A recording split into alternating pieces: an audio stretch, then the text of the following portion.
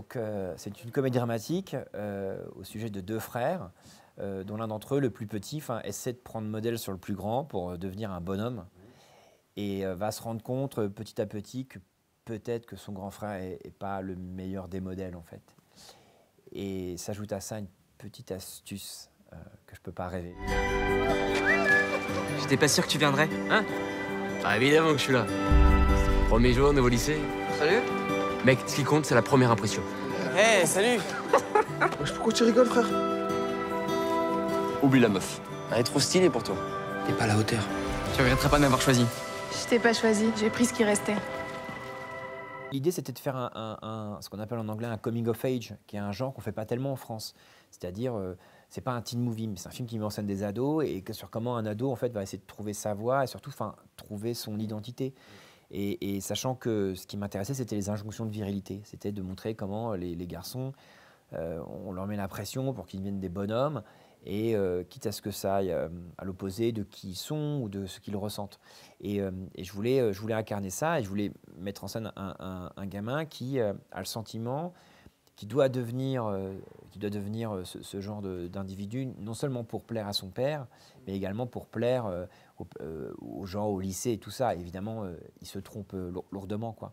Et ce qui est intéressant avec les adolescents, c'est que c'est un âge, l'adolescence, c'est un âge où à la fois on veut appartenir au groupe, et en même temps on veut être un individu à part entière, on veut être complètement unique. Donc comment exister en étant unique, mais au sein d'un groupe?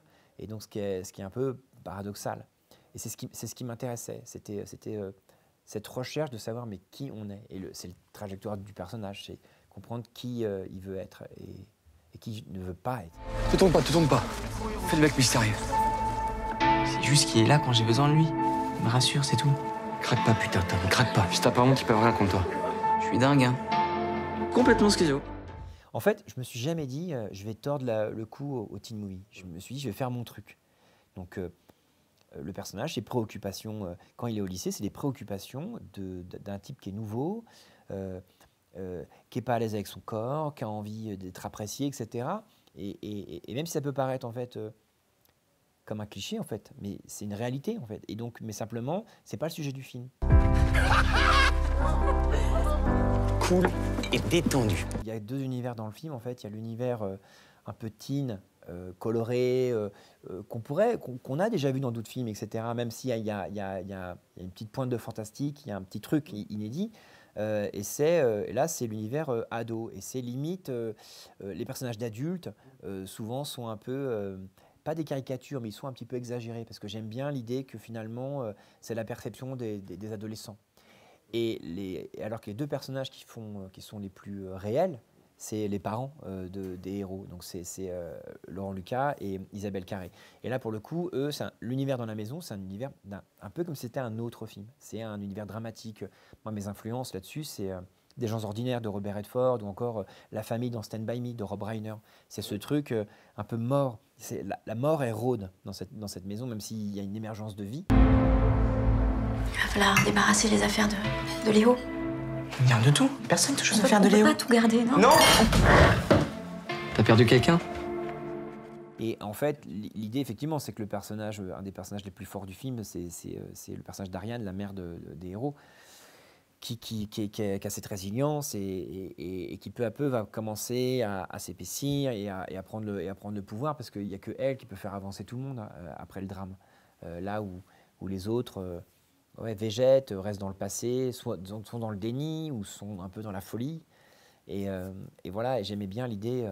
On a même travaillé sur les costumes avec Solène, ma chef costumière, et Isabelle, sur le fait qu'elle a des matières souvent un peu fades au début du film, qui se mettent dans le décor, et peu à peu, elle commence à avoir des couleurs plus fortes, un bleu, un rouge, et elle commence à exister dans le foyer, elle commence à exister. On a fait un travail comme ça sur les couleurs, pareil, Laurent Lucas, il porte les mêmes couleurs que Tom. C'est pour créer leur filiation. Il y a plein de choses. Il y a même beaucoup de codes couleurs qui sont des codes couleurs de super-héros. Parce que je voulais qu'il y ait plein de références comme ça. Le personnage de Léo, son blouson il est prune comme le short de Hulk, son t-shirt il est vert comme Hulk. Tom il s'appelle Tom Bannière et Hulk s'appelle Bruce Banner. C'est des choses comme ça parce qu'il s'énerve. Il y a plein de trucs. Je voulais mettre plein de références, même si elles sont très légères, hein, aux comics books, aux super-héros, pour montrer comment tous ces garçons ils sont enveloppés de références à l'héroïsme, aussi bien historique, avec une gravure de Napoléon, tout ça, et des codes vestimentaires, et comment on leur laisse pas tellement le choix en fait sur qui ils peuvent devenir en fait. Ils ont un peu l'héritage des grands hommes, tu vois. Il y a un peu le bad boy. Dedans il s'appelle Steve Rougier. C'est vraiment un clin d'œil à Steve Rogers qui est Captain America. Il a ses codes couleurs, c'est bleu, blanc. Il a des étoiles, un aigle.